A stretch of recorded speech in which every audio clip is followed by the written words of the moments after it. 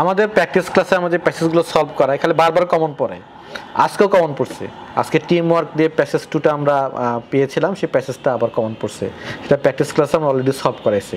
তাহলে ব্যাপারটা কি, আমরাই কি আসলে সেই প্রতিষ্ঠান যে প্রশ্ন আউট করি বারবার, যেটা নিয়ে কথাবার্তা হচ্ছে? আসলে খেলাটা দেখে যান যে কেন আসলে আমাদের এই প্যাসেজগুলো কমন পড়তেছে বারবার। চলেন দেখে আসি। আমরা যেটা করি, আমরা না সাধারণত টেলিগ্রামে যাই।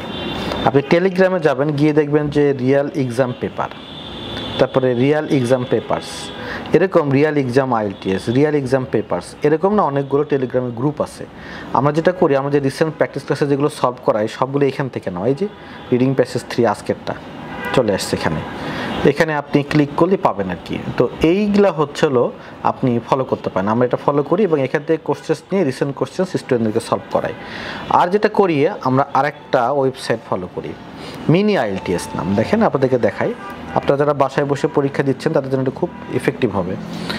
মিনি আইএলটিএস যদি আমরা দেখি একটু, মিনি আইএলটিএসে গেলে এই দেখেন এখানে লেখা আছে recent actual test. Recent actual টেস্টে ক্লিক করলে আপনি এখানে অসংখ্য প্যাসেজ পাবেন। তো আপনার কাজ হচ্ছে এই প্রতিটা প্যাসেজ না, আমার কাছে যেটা মনে হয়েছে আমরা করে সলভ করে দেখেছি যে সবগুলো ম্যাক্সিমাম প্যাসেজ আপনার অন্য দেশের পরীক্ষায় আসছে।